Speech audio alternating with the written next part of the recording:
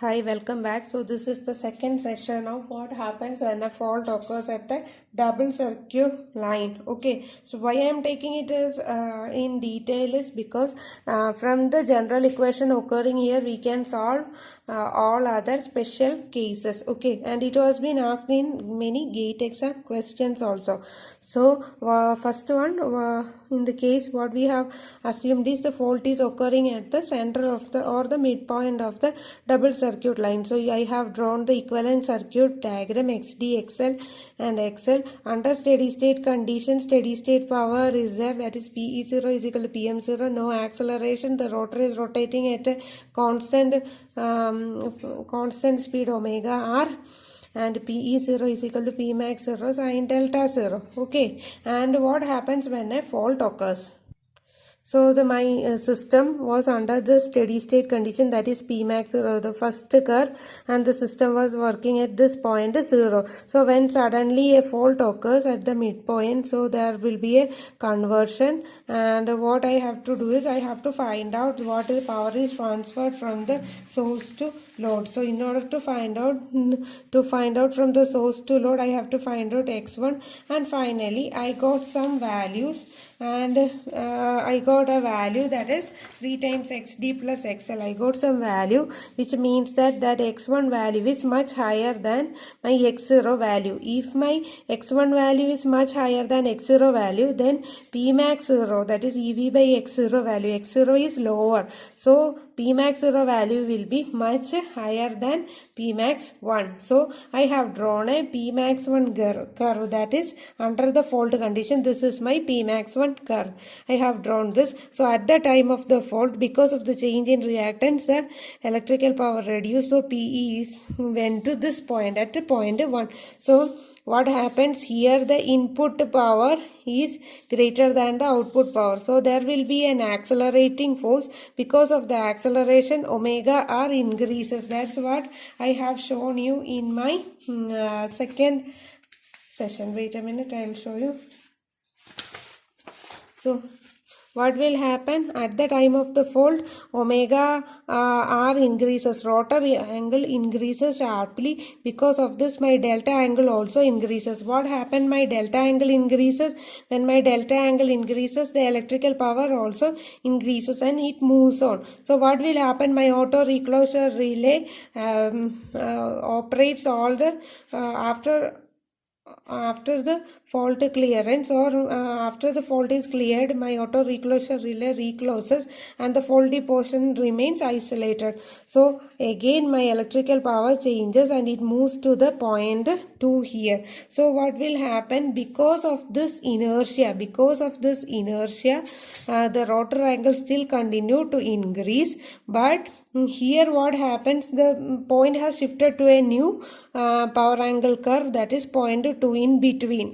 So we have to find out what happens when the fault is cleared. So what happens when the fault is cleared? It is shown here. What happens when the fault is cleared? So this line is isolated and only XD and XL are there. So at that time my electrical power angle curve will be this one, that is Pmax 2. So we know that from here that Pmax 2 lies in between Pmax 0 and Pmax 1, lies not exactly in between, somewhat in between. So I have drawn another curve Pmax 2 with the maximum power Pmax 2. So what will happen when the fault is cleared, that is delta C. At delta C, when the fault is cleared, my electrical power will be increased to this point. Okay, and now it follows the middle curve, that is Pmax 2 curve. So because of the inertia, rotor angle continue to increase, but what happens? But when it gets switched to here, the input is lower than the output, so the power will turns to decelerating power. But due to the deceleration, omega r decreases. So omega r increases, then at that clearing time the omega r decreases. But since due to the inertia this delta r increases, but here the increase was rapid, but the rate of increase is slow. Delta was increasing but it was slow. Then it comes to a constant, then it decreases. Okay, then it decreases. As a result, my delta moves to a maximum delta m, and then it decreases. So here it is decelerating area, because here the input is lower than the output. Here it is acceleration, because input value is higher than the output. Okay, so we are interested in the first swing alone. Okay, so according to the equal area criterion, we should say that area under this curve should be equal to 0. So how can we write the area under this curve? In order to find out the area under this curve, this is integral PA angle delta, that is PS minus PE. So integral delta 0 to delta m PS into d delta, that will be this rectangle with the red line, this rectangle. Okay, from delta 0 to delta m, this rectangle, that is PS into delta m minus delta 0. And what is the electrical power? The electrical power is from delta 0, it is from delta 0 to 1, then it moves to this point A, I should say, then it moves up to 2, then it moves up to the top portion, then it comes back to delta m, this entire area. From this we can find out there is a common area, that is from delta 0, 1 here and here. This there is a common area. So excluding this common area, there will be two areas, A1 and A2. So according to equal area criterion, if this area A1 is equal to A2, then our system will be stable, isn't it? So what I have done is, we have substituted the equation for finding out A1 and A2. For a system to be stable, then we can find out A1 is equal to A2. At that time, cos delta C is equal to P max 1 delta 0 minus P max 2 delta m plus PS into delta 0 minus delta m by P max 1 minus P max 2. This is our present equation. Okay, so this is our present equation. And in order to find out the clearing angle, we have to find out cos inverse of P max 1 cos delta 0 minus P max 2 cos delta m plus PS into delta 0 minus delta m divided by P max 1 minus P max 2. Okay, this is the general equation for delta C. General equation to find out our angle delta C. Okay, so this is a general equation to find out delta C. Now what we are interested is, we are not finding out delta C, but we are interested in critical clearing angle and critical clearing time. Okay, first we have to find out critical clearing angle. So that is the worst case scenario, isn't it? Worst case, that is a critical clearing angle is the maximum rotor angle variation possible in between the fault and the clearance or the remedial action. Okay, so in the worst case, I can say this delta C is equivalent to delta CR, critical clearing angle, and I can also say if delta C is equal to delta CR, then delta M will be delta max. That is, what is delta max? Delta max is a maximum delta max, what is delta max? Is a maximum rotor angle variation possible in between the instant of the occurrence of the fault and its clearance. Or I can say that delta max is the maximum rotor angle below which the system will be in synchronism. If the rotor angle goes beyond delta max, then the system will lose synchronism. Okay, so in the worst case, I can say delta C is equal to delta CR and delta M is equal to delta max. Then if I am rewriting my equation, then my delta CR is equal to cos inverse of P max 1 cos delta 0 minus P max 2 cos delta max plus PS into delta 0 minus delta max divided by P max 1 minus P max 2. So you have to by heart. This is a general equation to find out the critical clearing angle delta CR. This is the general equation to find out the critical clearing angle delta CR. Okay, and what will be the delta max value? Where delta max value will be equal to it is a maximum rotor angle possible, isn't it? So delta max, if this is the input, then this is my effective resultant power angle curve, isn't it? This is my resultant power angle curve. So this here the input is equal to output at this point, isn't it? So this angle I redraw it as delta. Okay, I trace it as delta. Okay, so what is the maximum delta max possible? That is equal to pi minus this delta. What happened after this delta? The input will be after this point. This should be our delta max. Okay, so after this point, what will happen? So I am redrawing it for the clear understanding. At the first case, what was our point? This was our point 0 at the steady state condition. So when at that time my rotor angle is equal to delta 0, when a fault occurred, my system moved to here. Then what will happen? And it will move to so my system moved to this point 1. Then there is accelerating power. Then my graph will be tracing this value, that is P max 1. This is at the time fault at power angle curve at the time of the fault. So it will be moving this. So at my clearing angle delta C, my position changes from here to here. So it will moves up, and here it is the accelerating area, and now it will moves up, and it can move up to my angle delta M. So it can move up to my delta angle. This is my decelerating area.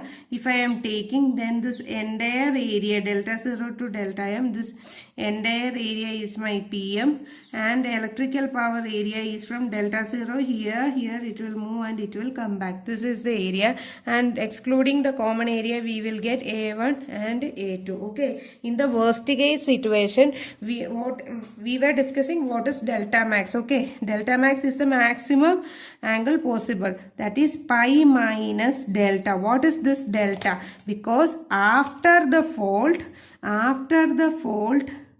post fault condition, or after the fault is cleared, my rotor angle my power angle curve is like this, isn't it? So this is my actual curve now, going on curve. So what is the maximum delta possible? That is where input is equal to output, we have to trace this point. This point is my delta. Okay, this point is my delta, my present delta, where steady state, where the system will be in steady state, where input will be equal to the output. This is delta. So what is the maximum delta possible? That will be equal to pi minus delta.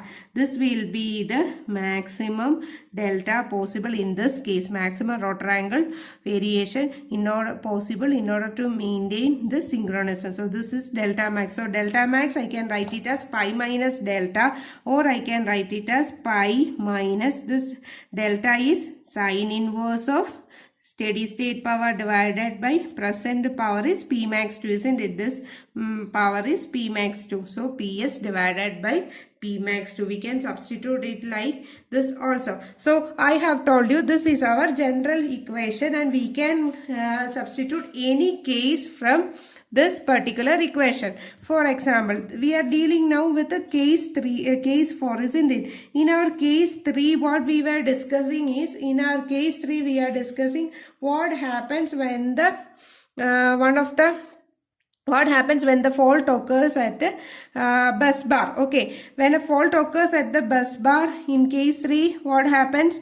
My PE suddenly reduced to 0. Okay, my PE suddenly reduced to 0. In that case, during fault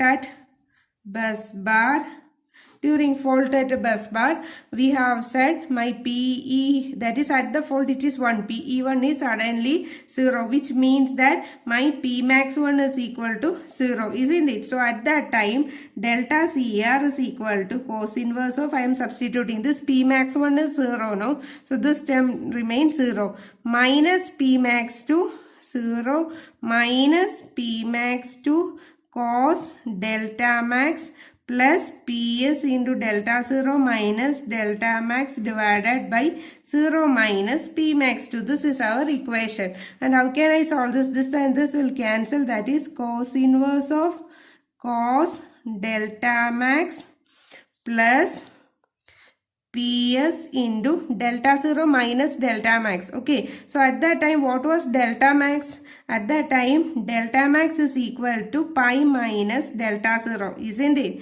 At that time delta max is equal to pi minus delta 0. So if I am writing it here, that is equal to cos inverse of cos of pi minus delta 0 delta max, cos of pi minus delta 0 plus Ps into delta 0 minus delta max is pi minus delta 0 divided by minus Pmax2, isn't it? So if I am rewriting it, that is cos inverse of cos of pi minus delta 0, cos of pi minus theta is minus cos theta, isn't it? So minus cos theta minus Pmax, that is we will get it as cos delta 0 plus, here plus and minus, so there will be a minus Ps by Pmax2 into delta 0 minus pi plus delta 0, that is 2 delta 0 minus pi. If I am taking that minus inside, so I can write it as cos inverse of cos delta 0 plus pi minus 2 delta 0 into Ps by Pmax2, or I can write it as cos inverse of, what is Ps by Pmax2? Here we have told, no, Ps by Pmax2 is sin delta, or here it is sin delta 0. So cos delta 0 plus sin delta 0 into pi minus 2 delta 0. Okay, so this is the critical angle for a fault occurring at near the bus bar. This is the same equation as we have got in our previous case, cos inverse pi minus 2 delta 0 sin delta 0 minus cos delta 0. Same equation we have derived, same equation at the time of fault near the bus bar. That can be near the alternator side, also near the infinite bus bar side also. Okay, so this is a general equation. If we study this general equation, then we can solve for any other conditions, okay, for any other situation. So that was on critical clearing angle. So we have this derived what is critical clearing angle. Now we have to find out what is critical clearing time. Okay, so in order to find out critical clearing time, either we should integrate both sides, or we can find it out by using our general equation, that is from the laws of motion. Here I am assuming that my critical clearing time TCR we have to find out. Here I am assuming that this is delta CR. Okay, so TCR we have to find out. Here I am assuming that this TCR occurs, so the critical clearing time occurs when my PA value is increasing in a constant rate, or I can write it as from our general laws of motion, S is equal to ut plus half at square. I hope you remember it. S is equal to ut plus half at square. What is S? That is a distance traveled. Here what is S? That is critical clearing time. Here it is rotor angle delta. Delta is equal to ut. Ut is the initial speed S0, that is delta 0 plus half into what is acceleration A. Acceleration A is Here the rotor angle is delta. So A, I can write it as A is equal to d square delta by dt square. From the swing equation we can write it as m into d square delta by dt square is equal to PA. So d square delta by dt square is PA by m, isn't it? So half into PA by m into t square. This is our equation. When delta is equal to delta CR, we can say T is equal to TCR. So I am writing as delta CR, then I can take it as TCR, isn't it? So from this I can write down the equation like TCR, equation for the TCR, that is equal to TCR is equal to here delta CR minus delta 0 into 2m by PA into root. This is the equation for TCR or critical clearing time. What is the equation for critical clearing time? TCR is equal to 2m by PA into delta CR minus delta 0. This is the equation for critical clearing time. Okay. Now what we have to discuss is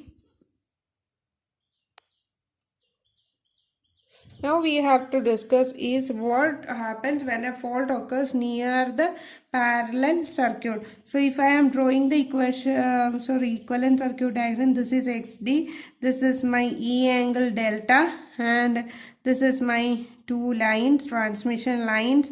I am drawing it as XL. Both are having the reactance XL, and this is my infinite bus bar system. Okay, so we have to discuss what happens when a fault occurs near the bus bar, that is fault occurs here. So what happens when a fault occurs here? First I am going to draw my, oh, it is not working.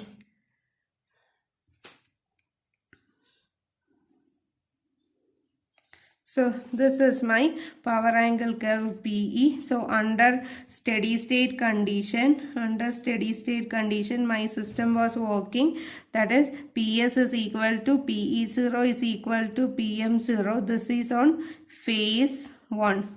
Phase 1, PS is equal to PE0 is equal to PM0, that is equal to Pmax0 into sine delta 0. So where, what is my Pmax0? Pmax0 is equal to EV by X into EV by X. What is that X? X is equal to XD plus XL by 2. This was the initial condition my system was working on. Okay, so here this is my input I have given. This is my steady state input PS, and this was my rotor angle delta 0. Okay, this was my rotor angle delta 0. So this was my steady state condition 0. So what happened when my system was working on